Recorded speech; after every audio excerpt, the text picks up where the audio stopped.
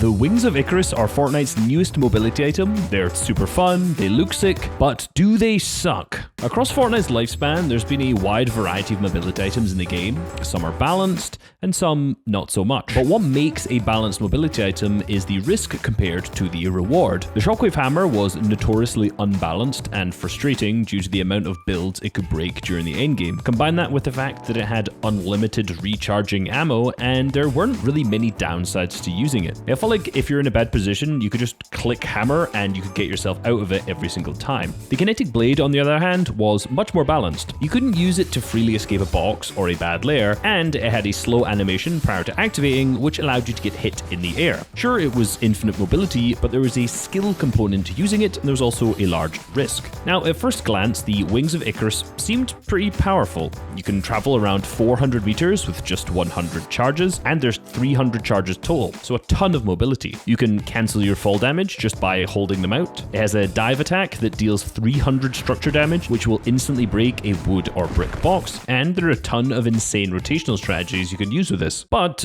there are of course a ton of downsides. The speed you travel is relatively slow, and it's really easy to predict, resulting in you being very easy to damage throughout the sky. Once you're gliding, you can't really cancel it in any way to drop down to the ground, so you have to just go all the way down and land, or hit into something and you'll fall down. On top of that, the wings even have a hitbox, meaning it's even easier to damage you out of the sky. Now, each magazine, I've put in air quotes, holds 100 charges, and as we said, it holds 300 charges total. The leap that boosts the player into the air uses up 10 charges, and then for every second that you're in the sky, one more charge will be used until all 100 charges have been used, where then the player will slowly glide down to the ground. There's then a 5-second cooldown, and then the wings can be used again until all 300 charges are done. You can also dodge in the sky, which uses up 4 charges for every single dodge, and ascending into the sky rapidly increases the amount of ammo used per second. So although there is a lot of charges in the wings, they at least don't have infinite uses, and you need to be somewhat careful of how you use them throughout the game. Something strange and quirky about how fast the ammo drains is that if you're over 75 meters above the water level, your ammo will actually deplete much quicker than if you're low. So if you're actually going to...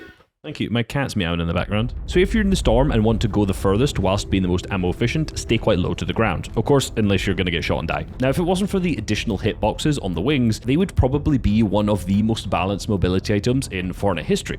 There's a large risk to using them, but there's also a ton of benefits. However, in some ways, this item is actually completely broken. The attack, as we mentioned, deals 300 structure damage, but it also does 60 player damage that actually goes through builds. Now, I presume that the damage through builds is more than likely just a bug. However, the structure damage alone is a massive problem. After the players made impact, there's a 0.35 second period where they're frozen and unable to make any actions. This is very similar to an older mobility item, the rocket ram. However, the rocket ram required you to fly in the air in order to activate this effect.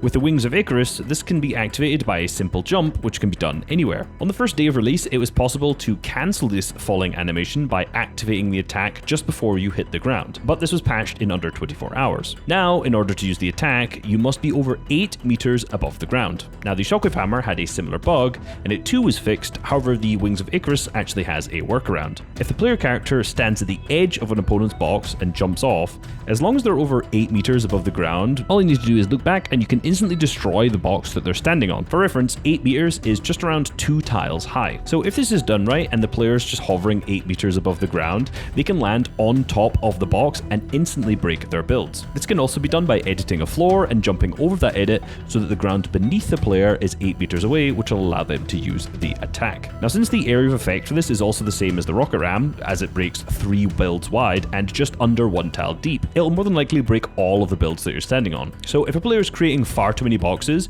you can actually use this to destroy a 3x3 area by landing in the middle of one of the roofs. However, remember, this will not break metal as it only does 300 structure damage. I say only 300 structure damage, that's insane. Now combine this with the relatively low 0.35 second delay after the impact has occurred, and you can easily take build pieces from opponents if they're unaware, or you can use this to create pre-edits in duos. In all honesty, players don't really have to overcomplicate it either, as it's just very hard to react to what's happening in that short period of time, and the attacking player will nearly always have the advantage, as shown here by Scraggin. But one of the most insane things you can do with it is super bounce. Remember how if you bump into something while flying, it'll cancel cancel the flight animation? Well, because the flight animation is cancelled, you may think the players would die to fall damage. However, whilst holding the wings out, the player actually just takes 0 fall damage. Even if you jump completely to your death and then at the last minute switch to the wings, they will take 0 fall damage, again, as long as the wings are in their inventory when they touch the ground. Now, I would be careful in laggier lobbies because you really want to make sure you have them out in time so you don't actually die. So, by running into a wall and clicking leap, the animation is cancelled and the player is shot 24 meters into the sky without flying, meaning they can build and shoot. And as long as they switch back to their wings before they land, they'll take 0 fall damage. Now, this is insane for taking height in fights, but when combined with the Flowberry Fizz, or Flowberry, it's even more insane. By using the Flowberry Fizz,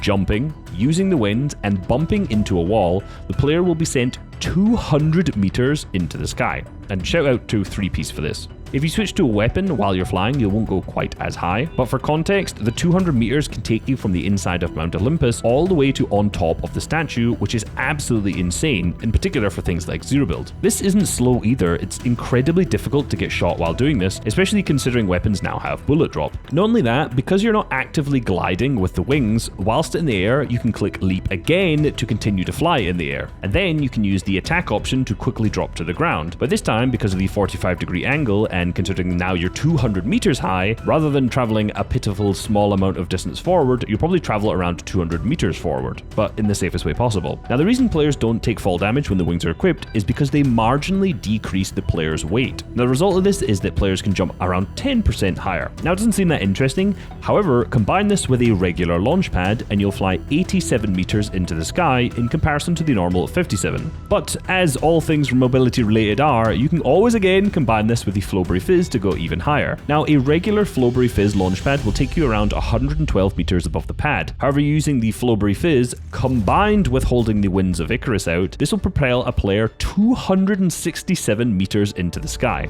Now, to understand how high this is easily enough height to comfortably glide over half of the map. From the launchpad in the middle of the map, I was able to glide all the way past Snooty Steps. Given this is the lowest launchpad on the game, doing this from a launchpad on top of a mountain is actually insane for early and mid-game rotations, in particular if you're stuck in the storm and need to rotate far. Even more niche options are also available, like doing EJ dashes. If players place a ramp over their head and leap into it, this will propel them forward a few tiles. This does, of course, cause fall damage if you're up high. However, just like everything else, this can be cancelled out by equipping the wings just before you land. But of course, again, just like every other form of rotation, this can be combined with the low gravity Flowberry effect for massive rotations. By placing a ramp over the player's head, or one tile above you, players can Flowberry, sprint, jump, and leap with the wings, and they'll be fired over 200 meters forward. But the main beauty of this strategy is that you aren't actively flying using the wings, so it's possible to switch to weapons and shoot, or even build. But this will actually lower the distance you travel. But most importantly, because you're not flying, this means that the wing hitboxes are not active, making you again